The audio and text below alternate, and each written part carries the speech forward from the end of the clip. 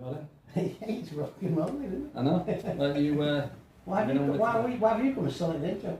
my hair's not right. You've got a lot of jelly now, mate, honestly. You've got a lot of jelly now. I'm a bit embarrassed. You can't mention hair. Come on, leave it alone. Anyway, this is our first one. Proper podcast. It's a proper one. The actual Scott might actually try and edit at some point. And I'll be honest with you, we're not mentioning the parking tonight. Do not go to Put the parking thing away. /Hebden Bridge parking. We're definitely not mentioning Honestly, shut up about parking. No, we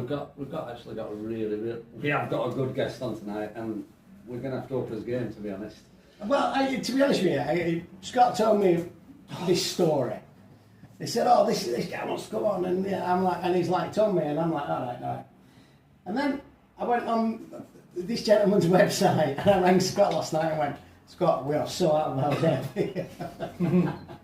And he's like, "What are you on about?" I said, this gentleman has done some absolutely beautiful stuff, and he's come down here thinking he's going to be on a proper podcast, a professional podcast. And I mean, you know, I was going to clip the microphones to the table to make it look good. He's got a Queen's Award. But yeah, he's got all sorts of awards. Anyway, look, here he is. It's Jeff Turner from Gris Arts. He's the director. He's the director of Gris Arts, and yeah, lucky Jeff, grab a seat. And we will put some of the footage of his videos on the end of this one.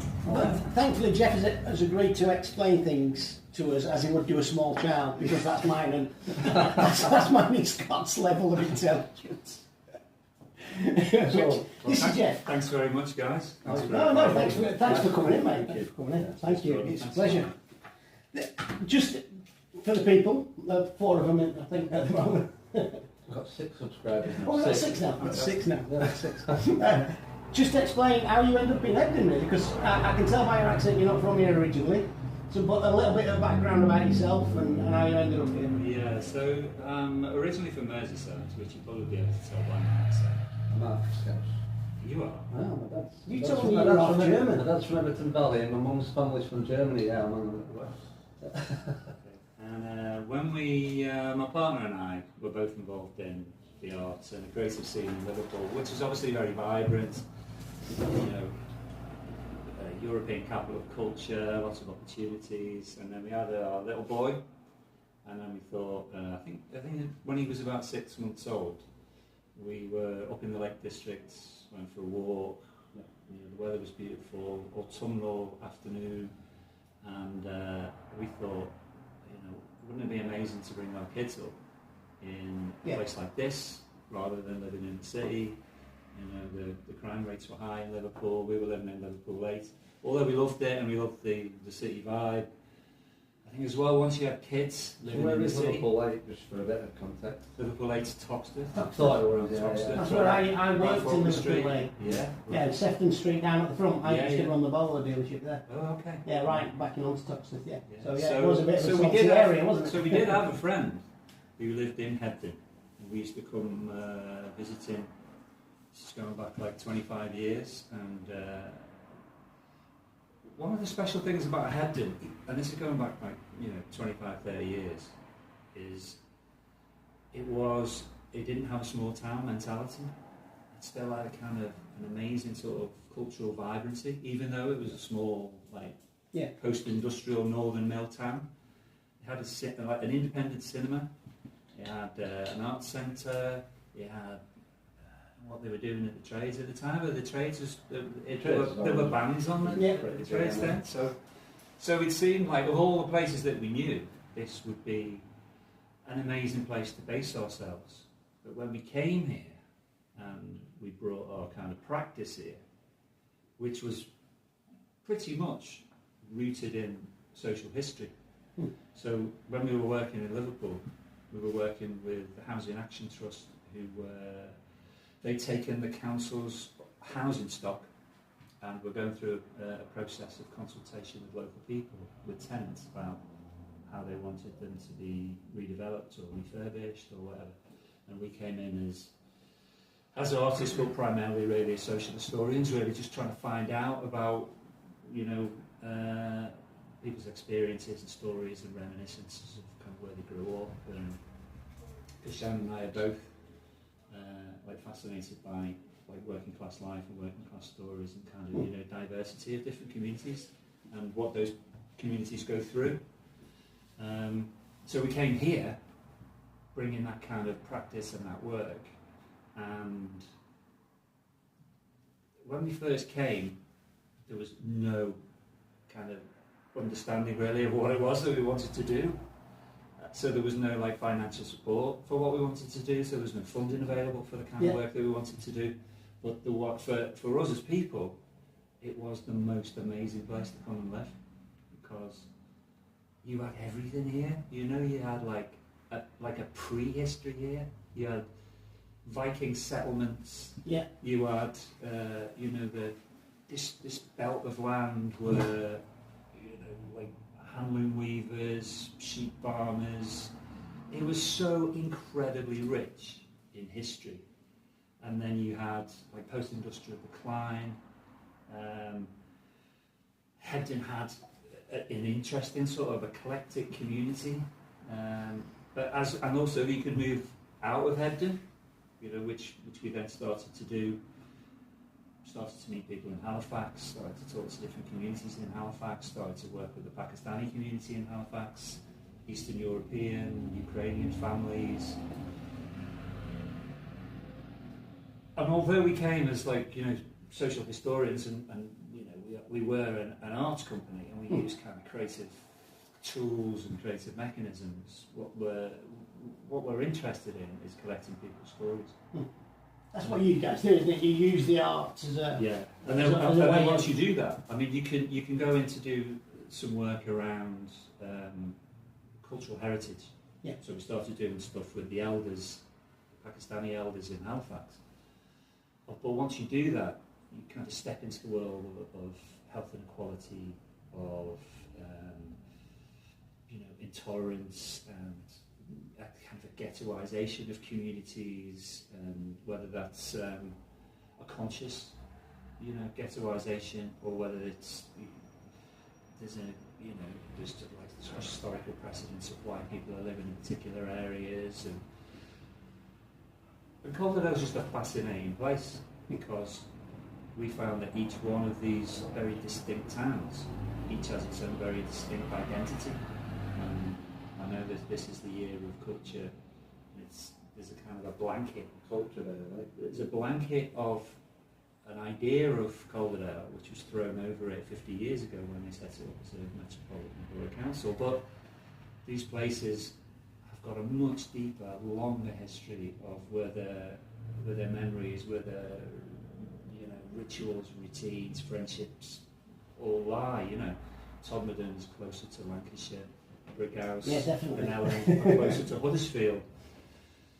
The creation of something like very individual place. The county line for Lancashire has moved so many times.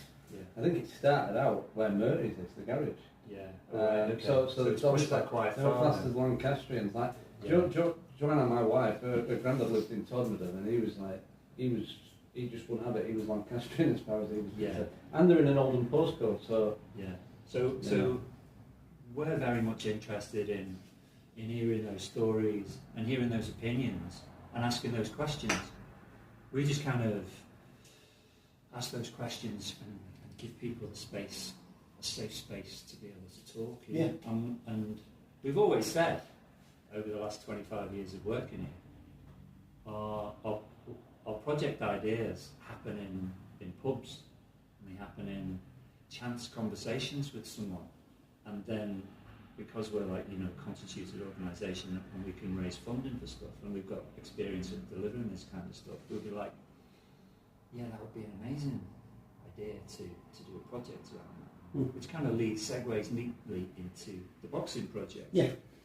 So for me, I was asked to do some consultation for an art centre based in Halifax. And they were looking at how you engage certain groups of people within the community so that they could get, you know, really make themselves relevant. And so part of it is around inclusion and diversity and reaching out to, you know, working class kids. And when I went to speak to some, their notion of what culture is and what art centres and cultural heritage organisations or cultural organisations are for, I mean to them, was just like silence. It's just like drawing a blank. This doesn't mean anything to me, what you're talking about. You're talking about heritage, whose heritage, dance, music, the kind of music that we're listening to is not the kind of thing that you want to know about, really. Their experience is one of marginalisation, lack of opportunity, struggle. So they live on two lads lived on the council estate. I was talking to Scott about this when we first proposed the idea of having this conversation. Two young lads, about 16, 17, live on, ostensibly the old council estate in London. And I was asking these questions, and they're like, well, we have this tiny little bit of field where, we try to kick a ball about, but it might be covered in broken glass or dog muck or whatever, So sometimes we skip over the fence into the primary school playground just so that we've got somewhere to kick a ball around that's decent, because we haven't got anything else. This was Kershaw, was it? This is Kershaw Estate, yeah. So but we've got no voice. Well, they've been left behind, haven't they, those areas? But and I think education's failed them as well, because we don't do enough with the arts. And it's all academic now. We're Hebden Bridge, however, if you include it as Hebden Royd, that area probably just creeps into London. Certainly covers Mythen Royd. Yeah, London Ward is Mythen Royd. Right, so it's seen as one of the most successful cultural, if you like, cultural generation. It's not even regenerations, because it's redefined itself or defined itself around culture and heritage and the art.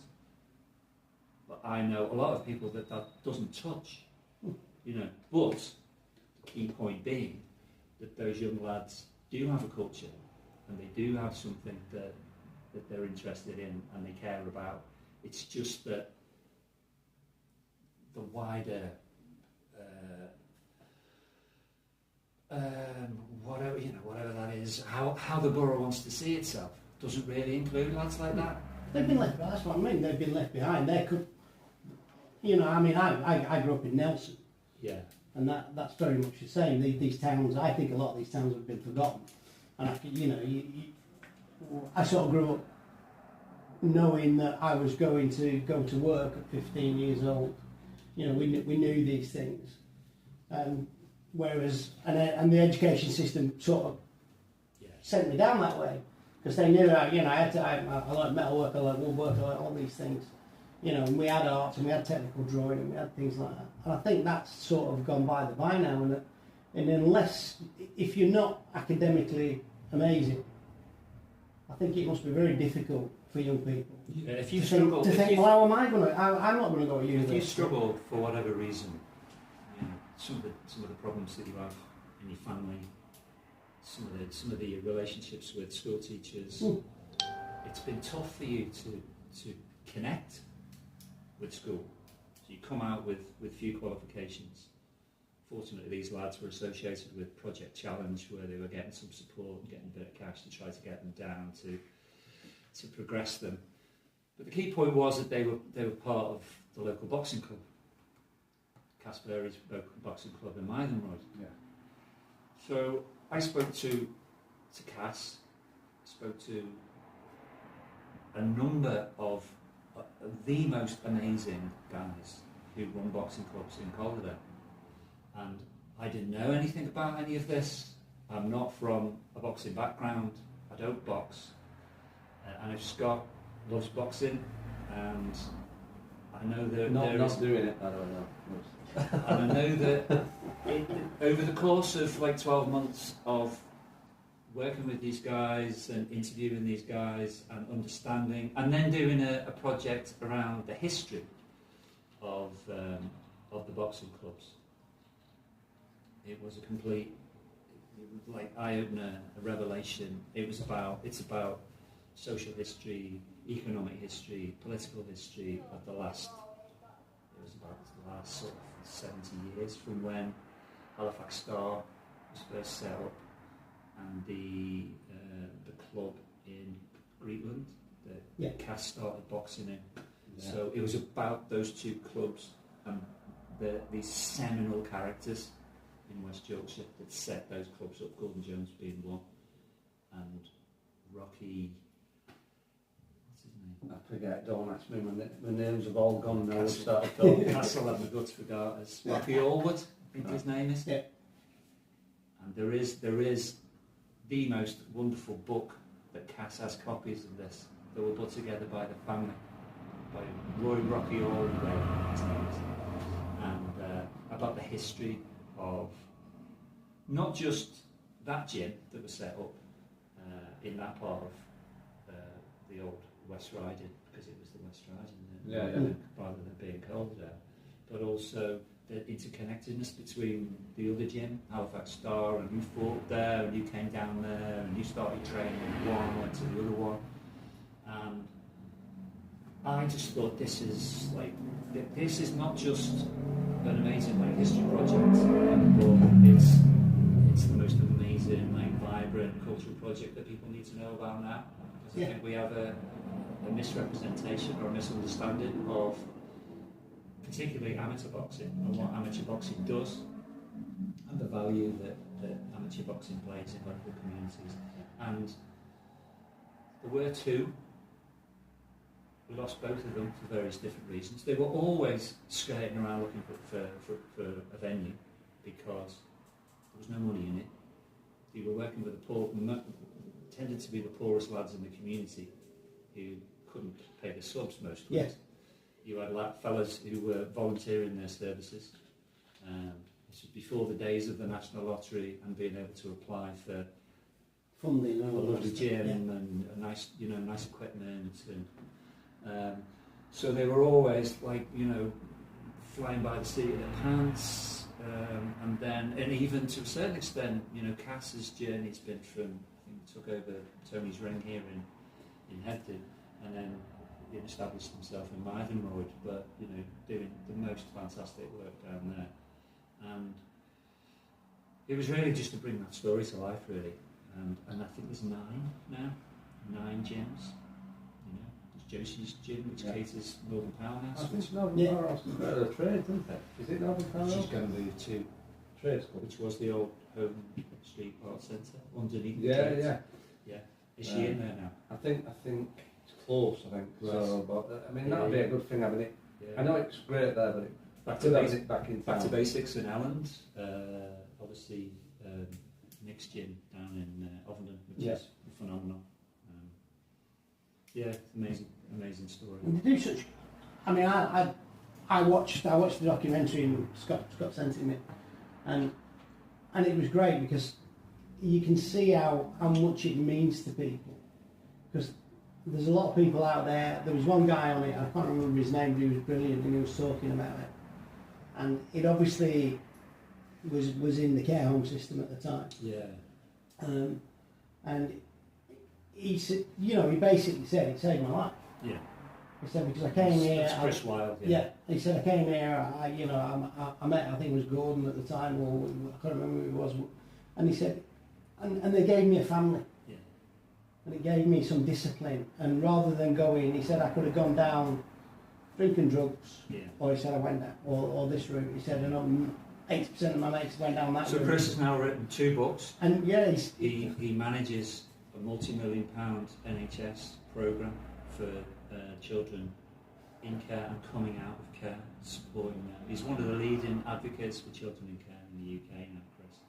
Remarkable. Time and time again, though, time Yeah. and time again, to see amateur boxing doing that to people, what taking them out of a situation, and before the poison, money comes into it. Do you know what I mean? Like we were talking about this earlier, weren't we? You know, once you start getting into the pro scene, money becomes prevalent, and then all of a sudden there's a whole other set of problems comes along then. Yeah. And like you say, you're a piece of meat then, aren't you? Yeah.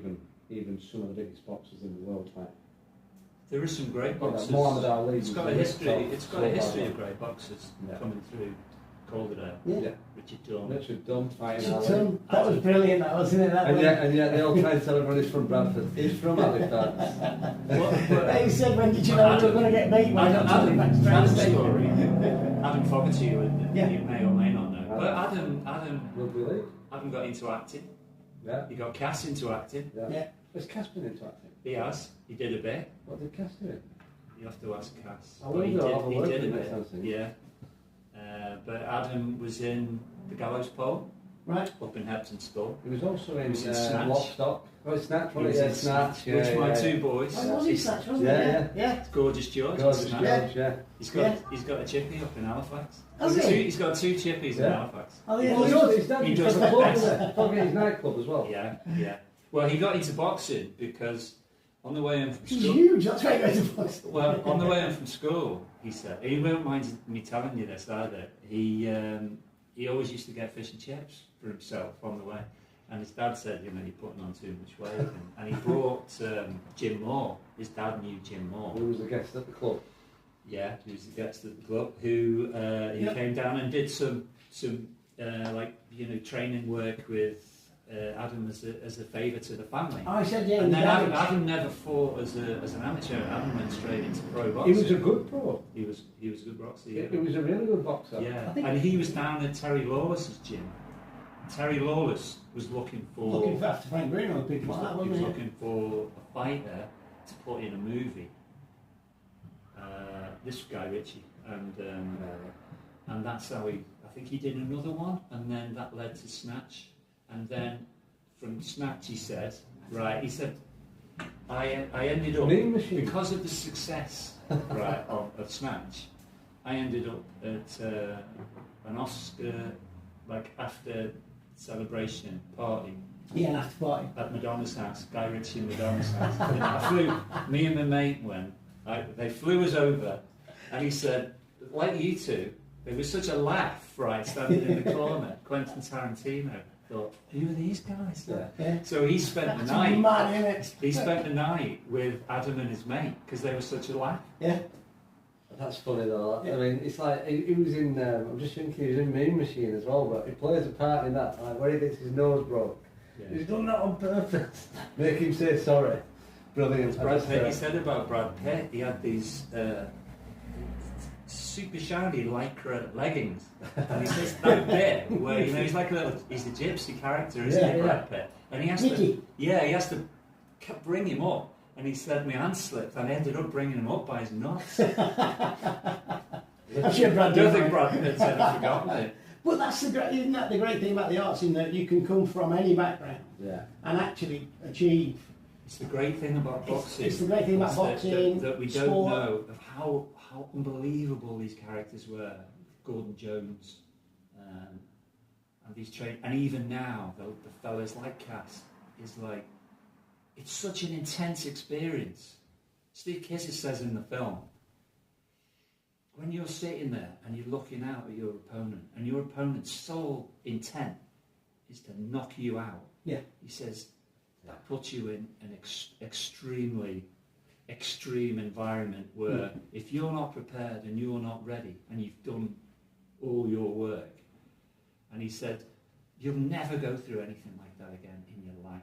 Yeah. Steve is now the head of marketing for some massive tourism organisation in Cyprus, like friend of the sort of president of Cyprus, or I whoever it is. think it strips it all back, doesn't it? I mean, Mike Tyson said, didn't he? He said the problem with what's going on today is most people haven't been punched in the face. And we Well, do Adam have says on the film, and we do have a he little bit says of that, don't we? it certainly wakes you up to the idea of whether or not you want to do this. Yeah, I remember talking to someone about something similar, and I was saying, the younger people today, I spoke to someone who was 24 and they went, I'm a failure. I'm like, if you're 24, you can't be a failure. No. But I think, probably my generation, bringing my kids up, we got, saying to people that, you can be anything you want to be, and it's wonderful, and you can do whatever you want to do, and you can achieve whatever you want to achieve, and you can. But we stopped putting in the little bit at the end where it's going to take some hard work. Yeah. And boxing's the same, isn't it? It's like turning around to someone and going, You can be a world champion boxer, you can have all the money that Tyson Fury's got, you can be like Conor McGregor, you can be like that. And just leaving it at that, instead of saying to them, but on the way, someone's going to punch you in the face a lot. Yeah. And that's that, you need that determination, and that's what those lads have, don't they? You need a good team around you as well. Like, it's so much about, like... I'm using that as an analogy. Yeah, but like with Mike Tyson, he had his team around him. As soon as they disappeared, he was taking advantage of them. What I meant by that is you have to realise that you're going to have failures in your life, and you're going to have setbacks. It's not all going to be roses, and I think today a lot of people think, oh, it's going to be easy, and especially when they're sitting scrolling through the TikToks and all the kind of stuff, and it all knows it. Jason. But those lads know. Jason, you're going to get punched in the face a few times. Jason Whittaker, Jason was brought up in South Africa, and Jason got involved in martial arts when he was out in South Africa. If I get the story wrong, I apologise to Jason. But Jason and his brother, his dad was an engineer, I think, and they found themselves out in South Africa. And there was a local gym that was for young black kids, run by a black guy. And Jason's parents, either his mum or his dad, asked this guy if Jason and his brother, who were quite interested in being involved in something, keeping fit or whatever, if they could join.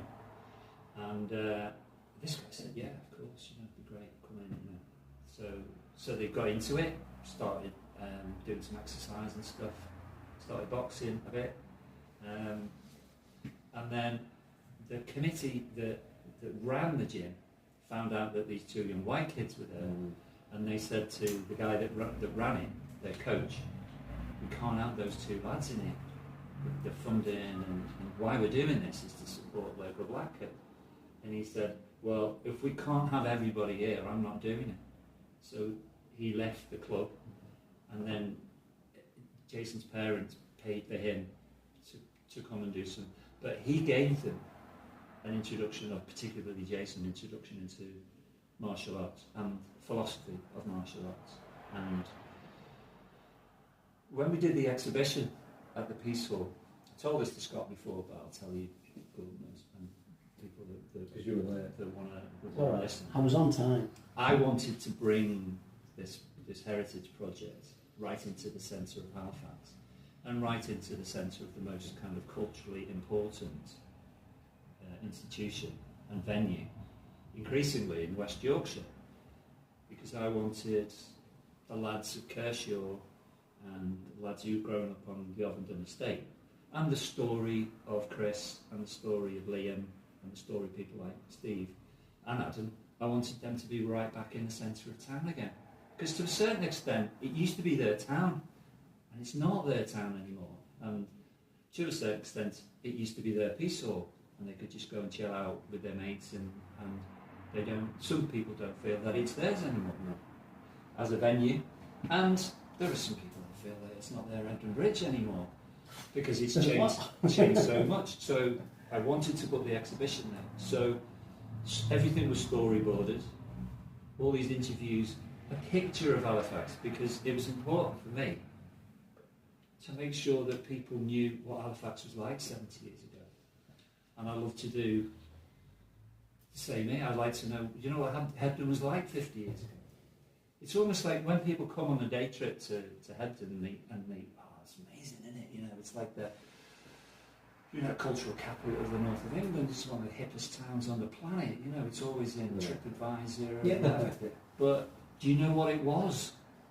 Do you know who the people that still live here? No, I love those people. I love we were having this conversation on Sunday night when friends came around for dinner, which is a very bourgeois Hebden thing to do. Having dinner rather than being having a chat in the pub. But I said I love when we first came 25 years, I liked the mix. I liked the fact that there were people who were born and bred here. Yeah. I liked that they lived opposite me in Pennine Housing. Yeah. I rented the house, and Sharon and I still rent a house here in Eptonbridge. We could never afford to buy a place where, the average property price is probably about 300 grand. It's never our thing. But I loved those conversations I love the fact that people said hello to you when you walked down the hill into town. Yeah. But going back to Halifax Star, I wanted that story. I wanted those people right in the centre of the piece. And Well, they should be, because otherwise they get forgotten, don't they? They do. And they're an important part and of the town. they're part of. They're an amazing part of town.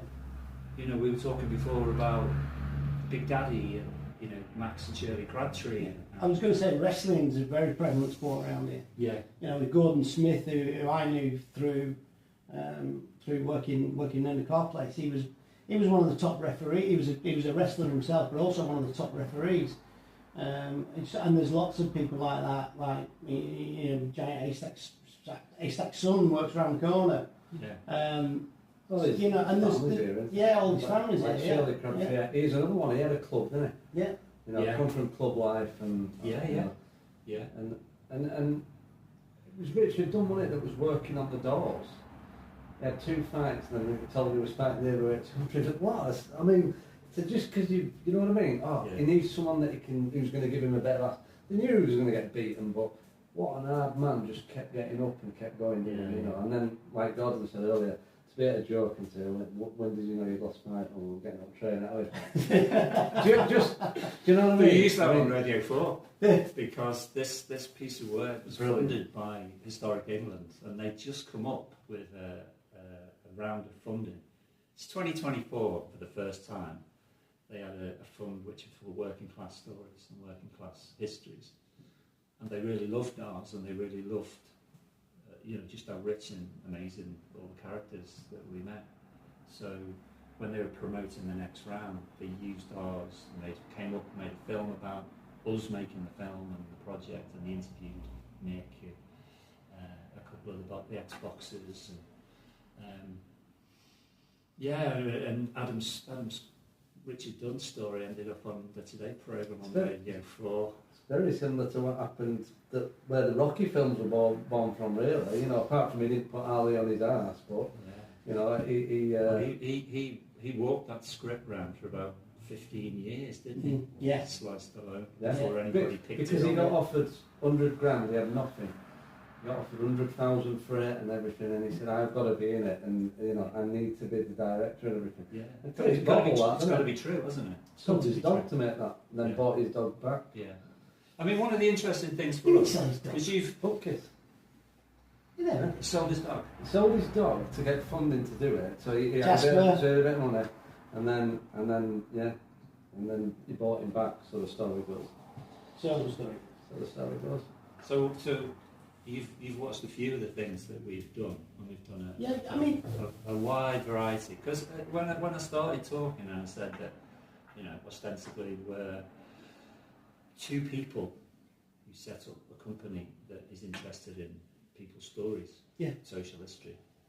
But once you give the opportunity for people to talk, then you find out all manner of things, things that they're dealing with. What you saying suicide earlier? loss, you know, I think that really unemployment, you know, lack of opportunity, and then the flip side of our work is that we do a lot of empowerment work to support those people to make changes in their own lives.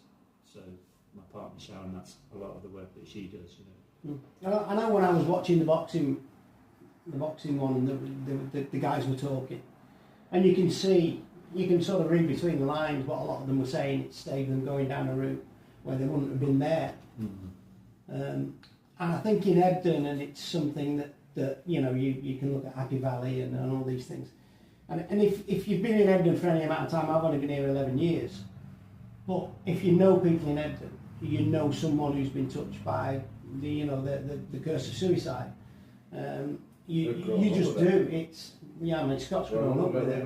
We've like I said, me and my wife were 2 years, 18 months apart. You know, she's a couple of years below me in school years, and how old were you when you started going out? Her boyfriend, we were legally. Her boyfriend, before me, he went that route. Really? You know, and it's. Yeah, I mean, I worked with a guy, took his own life. I worked next door to two great lads, and they both, you know, sadly took their own life. And we can't normalise that, though, can we? Well, it's not normal, is it? And there's something, and that is, I think, that's that sense of I don't know, because to get there, it must be awful. But that's that sense of despair, and it's that sense of not having a voice. And I think that's where I was quite. I thought that boxing thing was quite touching, because I just thought, blooming hell, you know, there are outs for people, and there is no need to feel that desperate one. I'm trying to tell you this phrases. I don't like watching people punch each other in the face. That's all I ever say. Brilliant. No, I love watching boxing. So I'll just read you this. Yeah, go on. This is when we storyboarded the exhibition. I finished with this because there were so many different strands that were pulled together by Jason.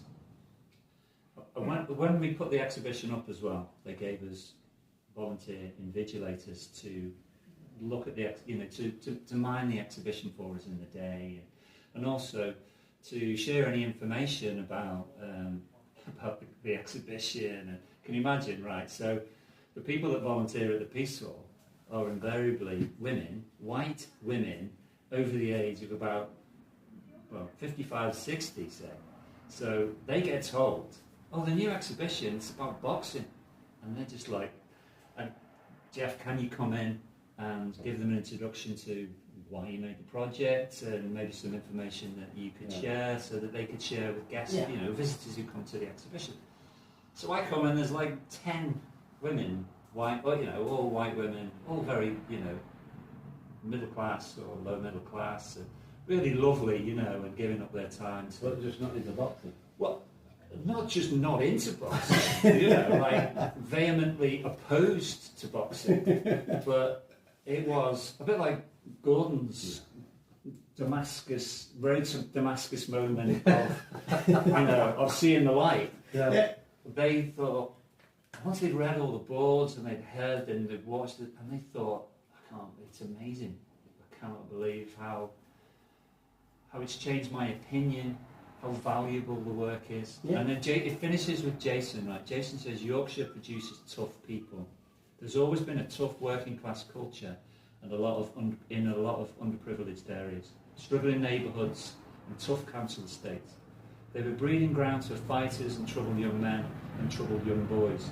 And boxing has always been an ideal school, if you like, to send troubled young boys to. It appeals to them. It piques their interest because, Scott said this before, on face value, it's about fighting. So they join a boxing club and they want to fight. And they've seen the guys on television all having the big fights, but then they soon realise that they're only allowed to do that if they agree to follow a structured training programme. And if they agree to being disciplined, because you've got certain responsibilities as an amateur boxer outside of the club.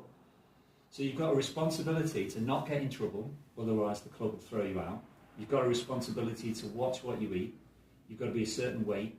You've got to have a responsibility to go out and do your runs every morning on your own. So you're taking troubled young people with no responsibility whatsoever. You don't care about anything. And all of a sudden, you're sneaking discipline into them because they want to be fighters, because they think it's cool. And these kids won't go to school and they don't get up in the morning to go running. And suddenly they're watching what they eat. They're not going to the chippy anymore. They've stopped getting into fights at school. They're not getting into trouble. They're turning the other cheek. And suddenly you're turning these young tearaways into responsible young people. And as it goes on, they get used to being nicer because it gives them different opportunities in life. And they start to understand that this is a better way to behave. Mm-hmm. And then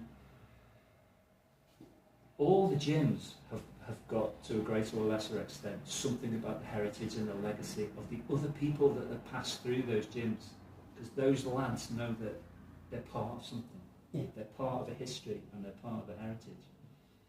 And they want to be like those guys. But those guys have been on the same journey. Yeah. When Gordon Jones started Halifax Stars, going back 70 years ago, he quietly instilled that discipline and that care and that respect for yourself and respect for your opponent. That's what's so amazing about it, isn't it? If you go down, Cassie's got a fight night on Friday night. Yeah. The last round of one of those three round fights, they are battering. They're going right. And what do they do at the end? They embrace. And it's very, very rare that you'll see someone who will walk off because they're so incensed that they didn't win or they felt the decision went against them. But everybody in that gym knows that's not the right. You've gotta go, and they'll be back in. They'll shake hands. It's incredible. I have a friend called Joe Garside, and he started out at Casters. He's now a pro. And on 2 weeks' notice, he fought a guy called Jimmy Joe Flint for the Yorkshire area title, I think. And he got to 12th round. And Jimmy Joe Flint's a good boxer, and Joe Garside, he was out in his feet with Joe. Like I said, 2 weeks' notice, he fought him for this title, and he came in, did Joe, and he went,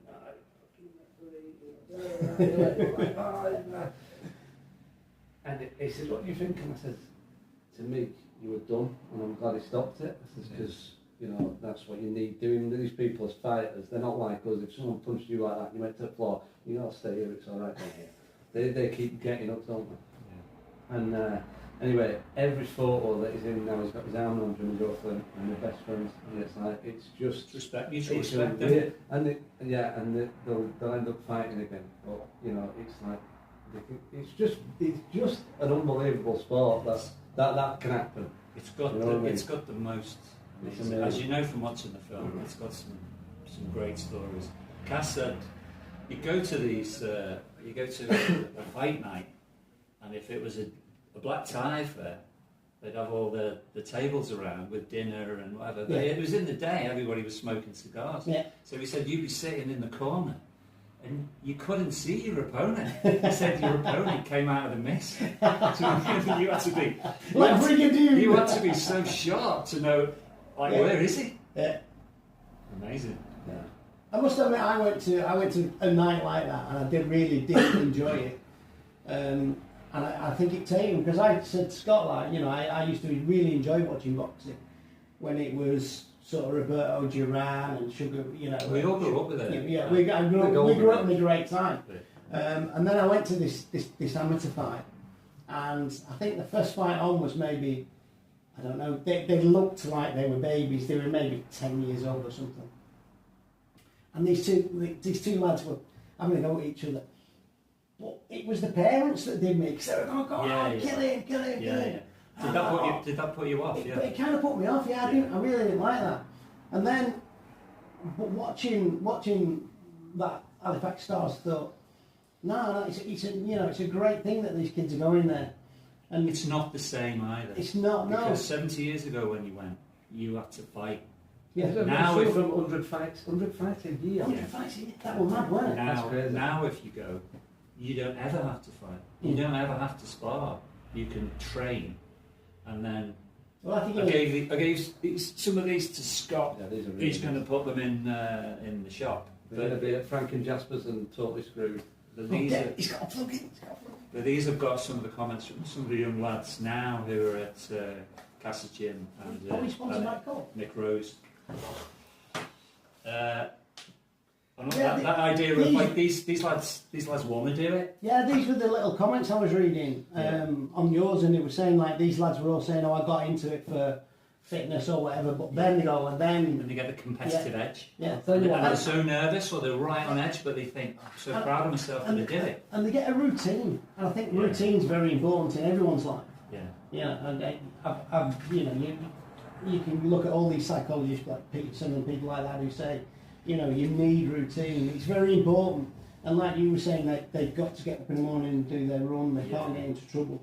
So when we had the exhibition at the Peace Hall, I was able to use that as well and do what I could do to help people like Mick Rowe and his gym in Ovenden. So Holly Lynch came down, who was the local MP. The Centre for Social Justice, who were based in, they're a national organisation, they're based in Leeds, they've got an office there now, but they were doing some serious kind of work around knife crime and looking at male violence. They were able to come down, meet Mick, and then go down to meet Mick's gym and also speak firsthand to someone who's trying to find a way to alleviate some of these issues, because it's not just going to disappear. Male on male violence or male on women violence. I brought a guy down from the National Lottery because Mick was in a position of expanding the work in the community and trying to do more outreach work. which is successful now. It's got money from Active Calderdale.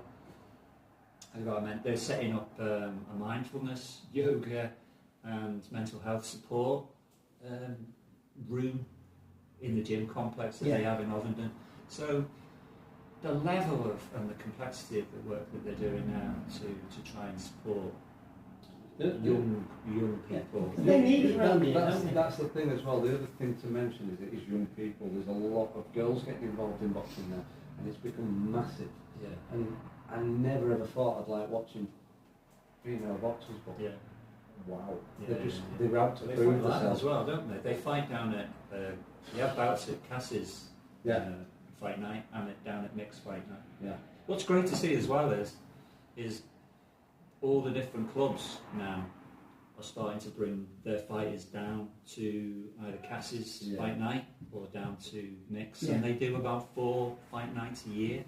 So for those people that thought, boxing's not for me or whatever, you'll know the energy and the atmosphere. It's electric in those It's great. rooms. But it is, it's they're affiliated to Boxing England now. they're amazing, and they really take care. Some of these guys, some of these kids can end up going to the Olympics. Yeah, they will. Yeah. And Joe Turner and his brother Jake, they were both amateur up in Ovenden. Jake's turned pro, and Joe is looking like a dead set for the Olympic team, and a medal. That's what we were talking about He's earlier. one of the best young fighters in England. That's what we were talking about earlier. It doesn't matter about your social background, does it? It's one of the it's a great leveler, isn't it? Chris said sport that. is in Chris general. said it in the film. Fast. But Chris goes to a gym in London. This is Chris Wilde, who advocate for children in care. Chris loves the gym. He says, the gym saved my life. Yeah. That was my home, because I didn't have a home. But when I smelt the disgusting smells of well, you sweat say now, and liniments, as you got further up the steps, the smells, but he says now you'll be training next to doctors and barristers and lawyers and whatever, because it's such an intensive program of training. Obviously Jason as well. Jason does his stuff with as like a private trainer now, really. But people who maybe kind of lost a bit of sense of direction, sort of struggling in their life a bit. But he tends to do it outside. Does it in the park. He does it with older people, doesn't he? Just as pads work. But it is that, he said, it's the same thing that I got from Gordon all those years ago. I carry that through now, and then I give that to people now, and just help them make those small changes in their life, because it's a very intensive little kind of scenario and relationship. I thought it was brilliant, and I just think anything that because like I say, working class kids especially, I think have been a little bit left behind. And if you're not the cleverest in your class, and you're not the cleverest, I think we've seen as well, without being overtly political, I think we've seen through Brexit and through a sense of kind of social unrest and fracture across communities, I think a lot of old working class communities, white working class communities, have been left behind. They haven't had their culture acknowledged and celebrated and put right in the centre of a town. So that's why it's really important for us to have done this. Through everything at the moment. Well, the Halifax Stars thing, that was brilliant. That those guys are training they've got the deals. They work with St Augustine Centre. Yeah, with they St. work with the Augustine's. Asylum, and there With was the this guy Asylum down Seekers, that was there brilliant, who wasn't was an Iranian guy who was a national champion. Because Josh and Alan, the trainers down there, this guy started on the bags, and they were just like, Jesus Christ, This guy knows what he's doing. and he was like an Iranian national champion. But that's integration, isn't it? And that's about not underestimating who somebody is. Yeah. Because I think one of the issues with people that seek asylum is you've got people who are doctors, who are police officers. We worked with a guy from Kurdistan who was a police officer in Kurdistan, and there was corruption, low-level corruption there, and he had to get out. He had to flee because his life was in danger. Mm. And he finds himself here, but he can't work here. He can't do anything. He can't bring any of the skills that he had back there. You know, he can't go back because he'll get killed if he goes back. But I think that, you know, again, bringing out those stories and thinking, he's not just some like asylum seeker, whatever that means. He was like, you know, bloody national champion. That's what the press do, isn't it? They label one thing with one, and they try and create division. Yeah, you know, and it's like that story of yours. Mass of people who are sponging off the state. Yeah, that story of yours, that 5,000 miles about those two kids. You've done your own work, haven't you? Oh, just like, have you seen that? I didn't watch it. I didn't get a chance to. No. It's just too. I mean, I'm the Afghans. Yeah, I mean, the Taliban came into their village. There were two friends. The Taliban came into their village. Their cousins, they killed, all their cousins were sorry. They killed one of their fathers. They kidnapped the other one, and they had to leg it, basically run for their lives. Well, they knew as well that they'd end up with like a bomb strap to their back, or had to. So they walked 5,000 miles. It's just a phenomenal story, isn't it? Yeah. And it's those kind of stories. Well, those two lads went into. Well, they were in Hebden Run School, and they told Year 6 and Year 5 students their story. They've been in schools across Calderdale. They worked with students at Calderdale College. They've been on community radio. They've been on BBC Leeds. And again, like, it wasn't us saying, "Hey, you need to do this." You know, it's like they want to let people know. Yeah. We because we're a creative organisation, we can give them that platform. You know, we can open doors for them, get them on the radio, get that story out there. That book that we made was in all the libraries, but it was in our little bookshop here in Hebden Bridge because it's a beautiful piece of work. We got and also we gave a prize to art and design students in Calderdale College. You meet the boys, you hear the story, and then you do the artwork to make the book. So, lovely Beth, who we gave her 500 quid, you know, as an incentive, because if you want to work in the arts or whatever, you know, you have to work hard. Yeah. And you have to do something, you have to fulfil the brief. Yeah. She fulfilled the brief, so we paid her, you know, for doing the book. But she can't imagine, and she did. It was all put together by our great friend Mike at the print bureau. Right. And Mike's like, he sees these projects coming through. See, he did this book, he did the exhibition for us, he does books about, banners about suicide bereavement. He's like, what are you guys doing now, you know? He did my signs. He's a great guy. Yeah. No, but it's those kind of stories which are actually coming from people that take away that there's no spin on it. There's no GB News aren't spinning it one way, the BBC aren't spinning it another way. It's just a real story, and people can go. They can take away that demonisation that certain organisations try and put on. Always in asylum seeker. I think it serves anybody, because when Scott asked me to come on this, and I said to him, you know, like, what's the remit? Like, what are the themes? What's it about? Why are you doing it? And he said, like, you know, we just don't have a bit of find some interesting stuff to talk about, but we want it to be uplifting as well. We want it to be fun, because there's a lot of stuff that we can moan about, and there's a lot of stuff that does get moaned about. Yeah. But there's a lot of great stuff but going what on we out do there, isn't there? is we take really quite serious issues, but they're always hopeful. We always find a hopeful angle, whether it's those two lads, whether it's the lads The clubs. in London, bring their story to centre stage.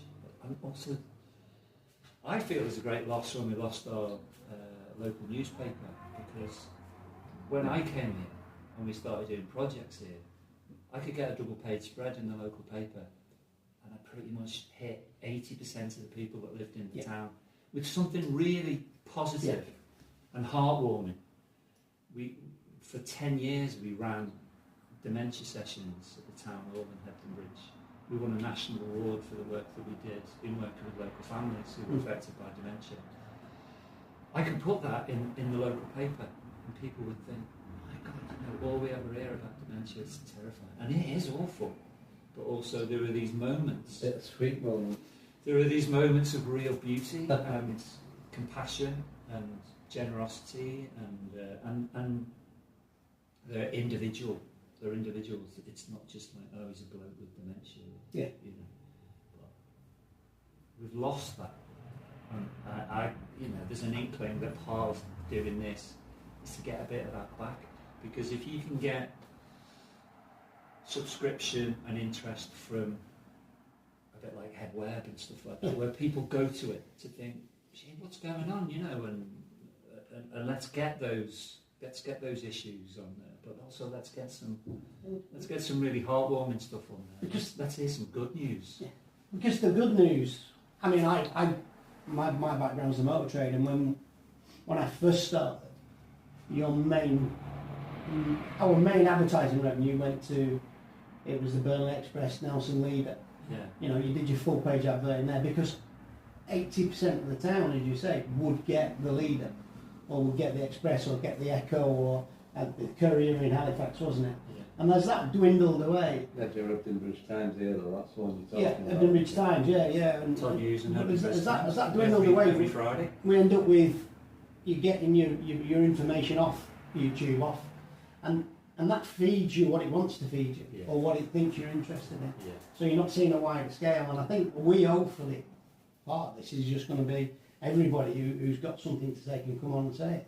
And me and Scott probably will agree with some, not agree with other bits, but yeah, I mean, they just want people. Everyone opinions. entitled to an opinion. Everybody, because this thing of all this division, there's got to be solutions to stuff, and you've got to take. We're all the same. We're all just trying to struggle and muddle through life, aren't we? Yeah. But back to the dementia thing. My uncle recently passed away, and he had dementia for a long time. And I remember a nurse coming round from Respite Place, and he said to her, he says, what are you doing here? He said, well, we've come round, you know, to give a bit of respite. And he looked at this nurse, and he says, no, she's no bother, pointing at my auntie.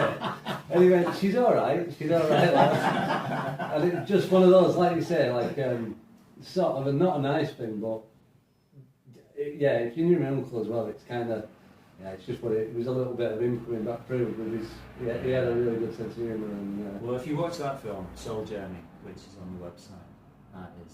So what is the website again? Just give us give us the website. So the website is www.verdegree.org. Yeah. 2 D's in Verdegree. That'll be on the end of the video as well, so Yeah. you better Scott will go work out. I will learn how to do that. I don't know. But that's beautiful. Yeah. We've met this guy who lived up in the other side of Blackshore Head, I think. And he sang in choirs, you know, but mainly in Lancashire. He's a Lancastrian, really, because he's right on the border, you know. But Jack, I mean, he was such an emotional watch that.